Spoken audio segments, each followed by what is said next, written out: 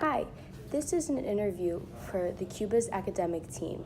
I will ask you a series of questions and you will have to give us an in-depth answer in order to be able to join our team. Now we will begin. How would you say the racial issues in Cuba are? In Cuba, to acknowledge one's racial origin and history is considered taboo, and in many cases censored, an after effect of former President Fidel Castro declaring post-revolution Cuba free of racism. However, for some artists and activists, living in post-racial society has served as an ultimate form of censorship.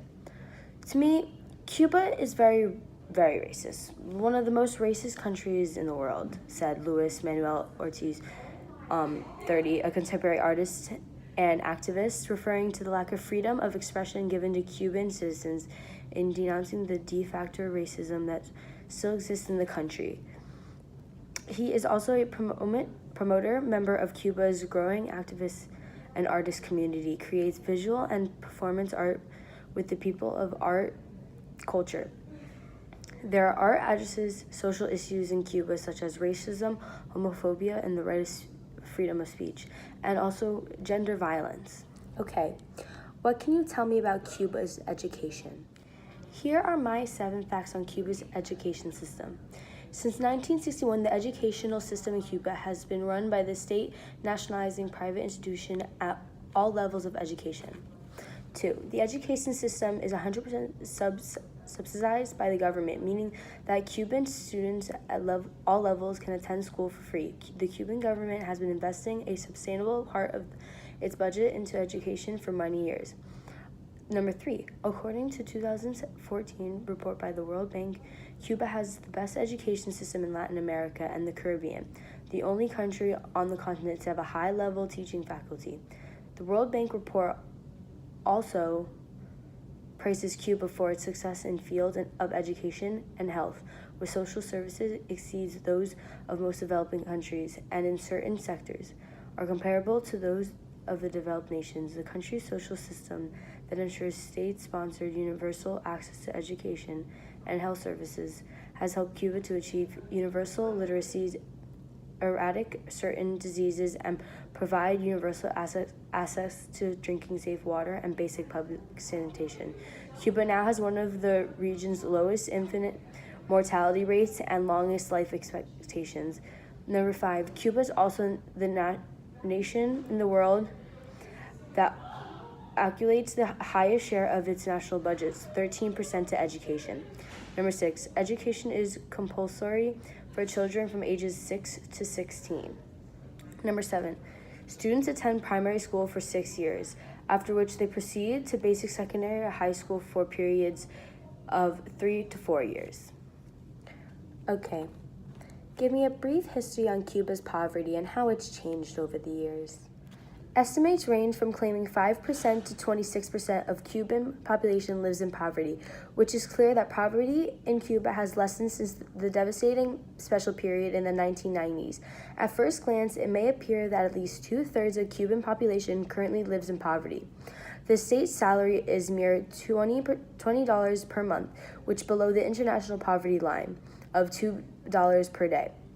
But this figure does not account for the free social services all the Cubans enjoy, nor the other important sources of income, such as remittances from abroad. Plus, since the 1990s, a small private sector has blossomed in Cuba, and as of 2016, it employed 1/3 of Cuban workforce. All right. How are people in the LGBTQ community treated in Cuba? Lesbian, gay, bisexual, and transgender persons in Cuba may face legal challenges not experienced by non-LGBTQ residents. Attitudes and acceptance towards that community people have evolved significantly through a culture of machismo and homophobia is quite still present in Cuba. In 2018, the National Assembly voted to legalize the same-sex marriage and prohibit all discrimination on the basis of sexual orientation and gender identity, with a constitutional referendum to be held in February 2019. However, same-sex marriage was later removed from the draft constitution. Discrimination on the basis of sexual orientation and gender identity is illegal in Cuba. Historically, public antipathy towards this community people was high, reflecting regional norms. This has eased since 1990s. Educational campaigns on this community issues are currently implemented by the National Center of Sex Education. Her daughter, the one that owns it, a former president and current Communist Party First Secretary, Raul Castro. The Pride parades in Havana are held every May to coincide with the National Day Against Homophobia. Attendance has grown. What can you tell me about Cuba's unemployment? As you see in this chart, we can see how over the years from 1991 to 2017, the rates have gone from very high, down low, then kind of risen around the 2006-11, stayed higher in the 13, and then kind of went down around 15 and has been staying the same since. So it definitely has decreased significantly since the 1990s, which is not good and does not help poverty levels, but we are staying at a constant rate rather than going lower for Cuba. Okay, well now tell me a brief history of Cuba and its religious practices. To tell the story of Cuba's transformation, let's first look at the arrival of the Catholicism and African religions as a result of the Spanish colonization in the 15th century and the transatlantic slave trade, which began in the 16th century. Over a period of time, these religions were transformed. For the majority of Cuba's history, the Catholic Church remained closely tied to Spanish colonism. After Cuba's independence in 1898, this alliance is what made the Church suspect the eye of many Cubans, as it was seen to be a relic of the Spanish colonial past. Afro-Cuban religions also suffered during the colonization and in early years of Republic. African dystopia, religions were often characterized as demonic. Under Castro's rule, Cuba was for decades a self-declared atheist state where the Christians were persecuted, and nevertheless, the church played a significant political role. Until it is dismantling, it exercised considerably influence through the educational system. Castro himself was educated by Jesuits, citing their techniques as a source for his sense and discipline and justice.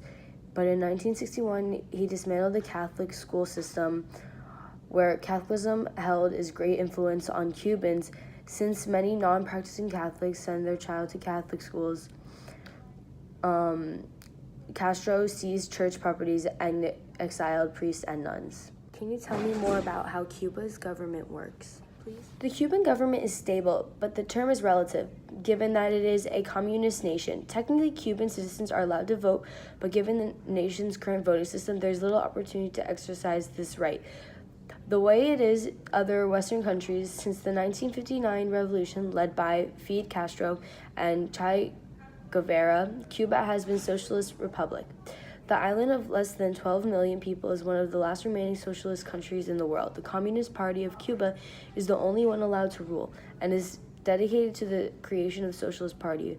But by 2010, even Fidel Castro publicly stated that the communist economy model no longer works for Cuba. The government in Cuba controls more than 90% of the country's economy, rationing workers' salaries in exchange for the free healthcare, education, and low-cost transportation and housing.